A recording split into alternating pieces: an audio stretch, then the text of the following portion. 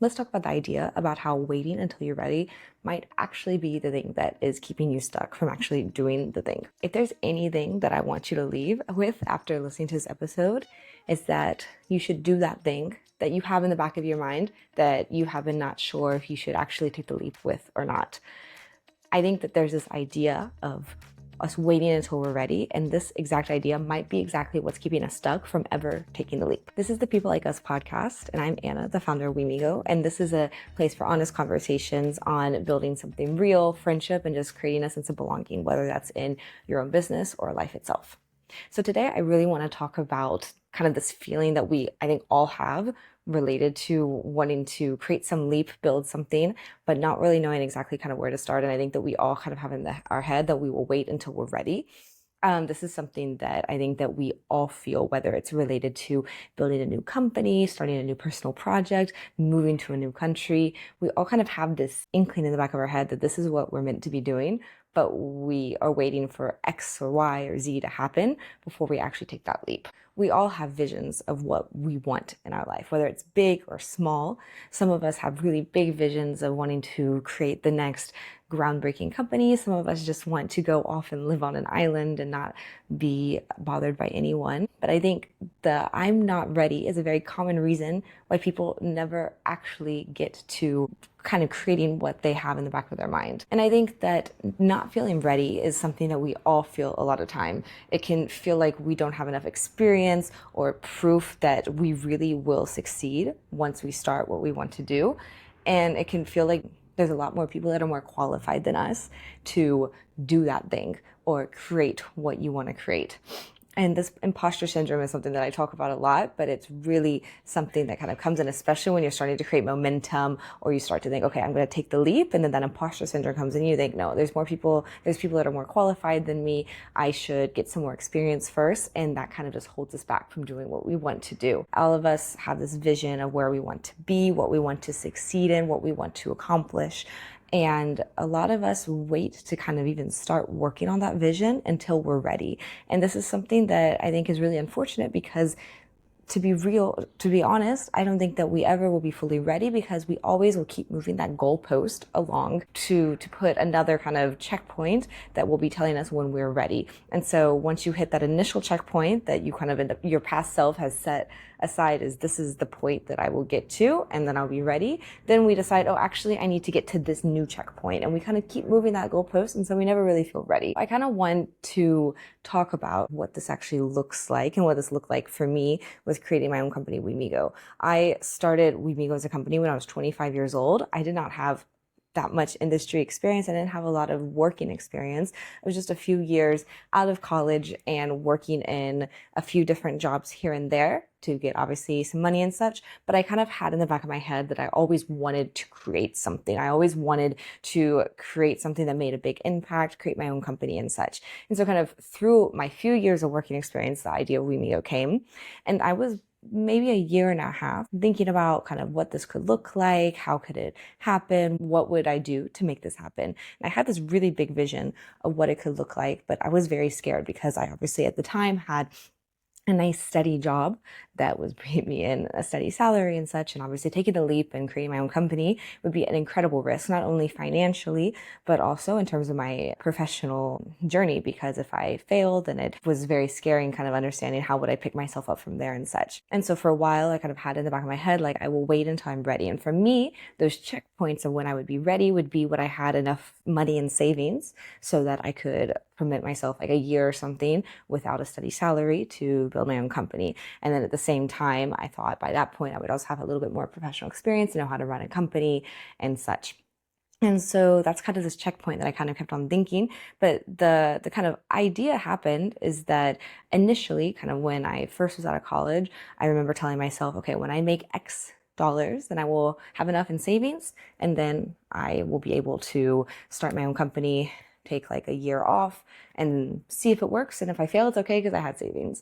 And then it happened that obviously as you continue to live life, your idea of what you need or what you want in your life grows. And so that number of how much money I wanted to have saved up grew as well. And so it's like, okay, well, I need to work a few more years and then I will do that. And that kept on kind of going into this little cycle where it never really made sense for me to quit my job and create my own company, because from a logical perspective, when you think about making a steady salary, it's not ever going to make logical sense. And so really, actually, I didn't take the leap. I was kind of forced into the leap because I got laid off from my company. And this was the best blessing in disguise, because genuinely, I don't think that I would have ever taken the leap if I didn't have someone make the decision for me, which is really unfortunate to say out loud, because I think that this is something that we all should do, but it is really scary. And so when I got laid off, I basically thought there's two things I can do. I can start applying to new jobs and such, which will still take time because the job market is crazy and difficult right now. Or I can use this as a sign that it is time for me to take the leap and create the company that I have been dreaming about creating. Now, what was really interesting is that the year before, when I started growing Wimigo, I had been working with a few other startup founders. And this experience was actually really interesting to me, because what I noticed when working with startup founders that were being successful and creating really great things is that no one knew what the fuck they were doing. No one had any inkling of what was the right decision, what was the wrong decision.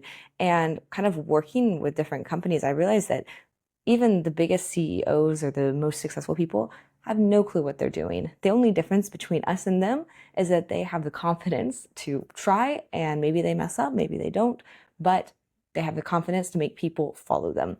And the most previous startup founder that I was working with before I started Wimigo was just like that, where I had no clue what they were doing, but they knew how to do trial and error at a very quick speed. So it's okay if I have no clue what I'm doing, he would say, because we're going to try, fail, see what worked, what didn't work, and then from there we reiterate.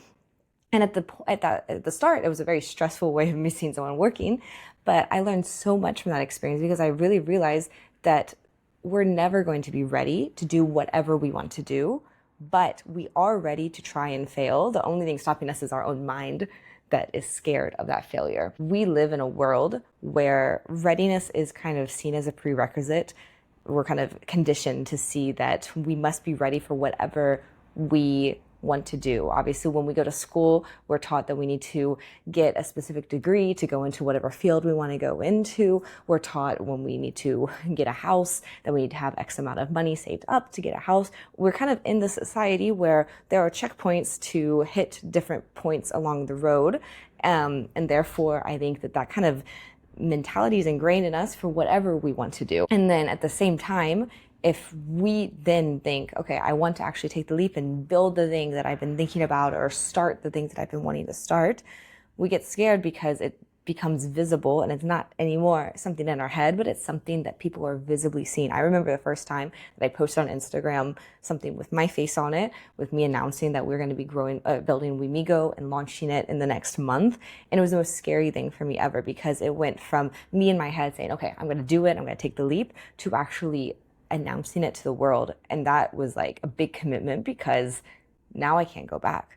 And that visibility and that kind of fear of understanding that once you announce it, you can't go back, can be very scary. And I think that what happens a lot of times is that genuinely we compare ourselves to others, people who are being successful, and we think that they were ready when they created their thing. And we compare ourselves to those people thinking, okay, what did they accomplish before they built their thing, so that I need to make sure I'm at that point before I start. And the truth is that most people are in the same place where we have no clue what we're doing. We have a little bit of some kind of life experience, and that's all we have. A lot of us think that we don't have enough experience to really build what we want to build, but the experience of failing in life is the best experience we could ever have. Readiness is not a feeling that you will ever feel before you start the thing that you want to start. It is more of a feeling that you will kind of start to feel as you grow and start doing. And this mentality of doing rather than preparing is a really important click that I had when I first started my own company. And I'm so proud that I kind of adjusted to that, because if not, I think that I would still be in the ideation phase, imagining how it would look, what strategies do I want to do.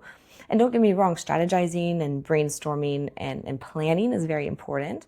But I think that especially when we're talking about the early stage of building something, starting something, creating your own company, living out your dream life, whatever your something is, usually the acting is and the doing is so much more important than the thinking.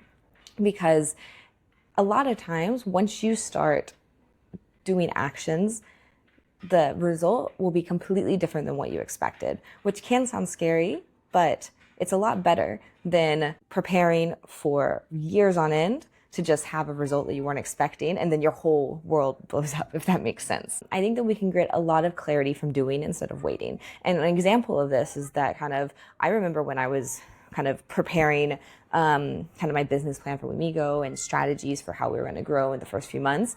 And one of the biggest things that I remember I was kind of thinking of my strategy from the market research that I did and such is kind of different marketing strategies we can do to make sure that we have a very even male to female gender ratio in our community, because obviously we're a friendship community and I didn't want it to feel like it was going to be kind of a very girly kind of community or anything, because a lot of communities, especially in Barcelona and other cities, end up having more girls than men. And so I remember I did this like whole strategy on understanding kind of how can we make sure that we keep the gender ratio as even as possible and such. And then once we launched, it was not even an issue. We always had a little bit more females, so like my market research was correct, but it was never anything crazy. It was usually around 45% or something like that. And so this whole strategy of how can we make sure that we attract enough men to our community was null. And I spent actually quite a lot of time thinking about different marketing strategies we can do, or different kind of user retention mechanisms that we can do to make sure that we create a good experience no matter kind of what kind of gender you are and such. And in the end, it was not an issue. And so I'm very obviously proud of myself that happened, but at the same time, imagine that you spend so much time working or fretting over something, and the problem or the difficulty isn't actually that, but it's something else. Obviously, growing Wimigo, we've had lots of challenges, but a lot of the challenges I would not have ever known would have been challenges until I started.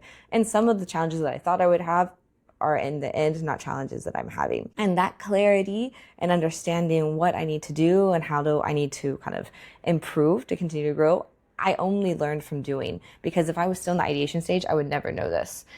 Obviously, you have to start somewhere, and obviously you need some kind of information to start. But I think that we don't realize our intuition is the best starting point to understand kind of where do we want to go, how do we want to start, and then from there, the information and clarity that you get from actually doing will guide your way a lot better. And obviously, by trusting your intuition, there can be a lot of discomfort here, but that is not a stop sign. That is not a reason to stop, because discomfort is maybe the most normal thing ever if you want to build big things. Something else that I was talking to a friend about once is kind of talking about when you want to build something, or when you want to kind of jump out of the status quo and kind of set up your life in a different way. It can be very scary to kind of take a leap and build something, because obviously you're giving up maybe a steady salary or kind of following the typical life path. And although maybe it's because we want something bigger than just that typical life path, it can be scary because you're giving up that stability.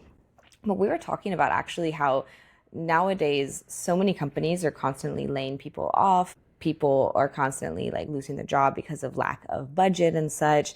People are in the office not happy at all with what they're doing, and they're just kind of waiting until 5 or 6 p.m. every single day. And we were talking about that. That's a lot of discomfort as well. There's so much risk to be laid off nowadays, and I don't mean to scare anyone. There's so much risk of living a life where you hate the job that you're doing, that actually that can be just as uncomfortable as taking the leap and creating something you want. And the risk could be very similar. There are different types of risk, and some feel more, I guess, socially acceptable, let's say. But no matter what we decide to do in life, there's going to be risk and discomfort involved. And so since that is the case, why not do what you want to do, since no matter what, you're going to feel uncomfortable. Now, we all have a little bit of perfectionism in us. Some people are more perfectionists than others, but when we have this dream of what we want to build or what we want to create with our life, a lot of times our perfectionism really comes out because we have this vision of what we want to have. And I think that what's really important is to think that done is a lot better than perfect. I know that now after a year and a half of building my own company, there's so many things that are not perfect. We're having a lot of challenges all the time. We're constantly growing, and with that, so many more challenges come.